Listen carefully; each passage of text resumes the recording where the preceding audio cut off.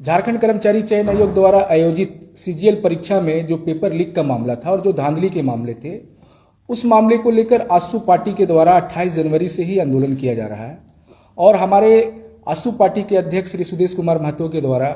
विधानसभा के विशेष सत्र में विशेष प्रस्ताव लाकर इस पूरे प्रकरण की जांच कराने की मांग की गई, छात्रों का आवाज उठाया गया और उसके बाद माननीय मुख्यमंत्री के द्वारा जो है आनन फानन में एक सदस्यीय एसआईटी का गठन किया गया। एक सदस्यीय जो एसआईटी है उसके द्वारा जो जांच की जा रही है और जो लोगों का नाम आ रहा है उससे हमें लग रहा है कि पूरे तरीके से जो है इसकी जांच नहीं हो पा रही है। इसलिए आसू पार्टी और आसू पार्टी के जो छात्र इकाई हैं अखिल झारखंड छात्र संघ के द्वारा जो है लगातार इस पर जो है प्रोटेस्ट किया जा रहा है। आपने देखा होगा कि इसको लेकर हस्ताक्षर अभियान किया गया, मशाल जुलूस निकाला गया। कल पूरे राज्य के अलग अलग जिलों में जो उपायुक्त थे उनको जो है महामहिम राज्यपाल के नाम माननीय मुख्यमंत्री के नाम पर मांग पत्र दिया गया। उसके बावजूद अब तक कोई कार्रवाई नहीं हुई है, जिसको लेकर जो है छात्रों में भी आक्रोश है, युवाओं में भी आक्रोश है। क्योंकि झारखंड सरकार का जो प्रबंधन है, उनके द्वारा जो नियुक्त झारखंड कर्मचारी चयन आयोग में जो अध्यक्ष है उनके द्वारा जो है बेहतर इंतजाम नहीं किया गया। मैं कहूं कि लूटने का इंतजाम किया गया।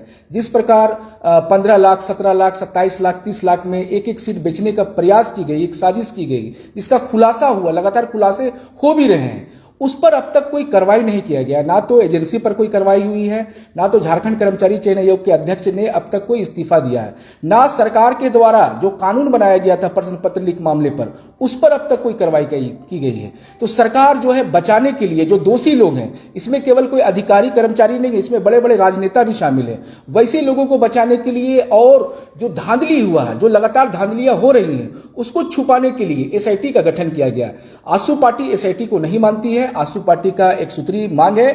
कि आप इस पूरे घटना का, इस पूरे प्रकरण का, जो छात्रों के सपनों को चूर किया गया है, उनकी पढ़ाई को, उनकी मेहनत को जो है चकनाचूर किया गया है, वो चाहती है और आसू पार्टी ये मांग करता है कि इसकी सीबीआई से जांच हो। यही नहीं, आप देखे होंगे कि लोकतांत्रिक और संवैधानिक तरीका से जो छात्र कर्मचारी चयन आयोग के बाहर में प्रदर्शन कर रहे थे जांच का मांग और कार्रवाई की मांग को लेकर, उनके ऊपर भी गलत तरीके से एफआईआर किया गया और ये एफआईआर छात्रों की आवाजों को दबाने के लिए किया गया है। तो छात्रों के आवाज, उनके अधिकार, उनका न्याय, उनका सम्मान, उनके रोजगार के सवाल पर कल आसू पार्टी राजभवन के सामने प्रदर्शन करेगी। और प्रदर्शन से पहले जो है हम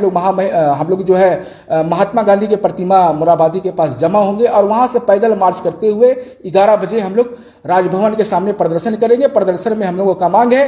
कि सीजीएल परीक्षा में जो धांधली हुई है उसकी जो है सीबीआई से जांच कराई जाए। परीक्षा का जो एजेंसी है जिसको कर्मचारी चयन आयोग के द्वारा चयन किया गया है उस पर एफआईआर हो, उसको ब्लैकलिस्टेड किया जाए। झारखंड कर्मचारी चयन आयोग के जो अध्यक्ष हैं और जो दूसरे पदाधिकारी हैं उन पर कार्रवाई हो, उनको तुरंत जो है बर्खास्त किया जाए और भविष्य में इस प्रकार का मामला ना हो,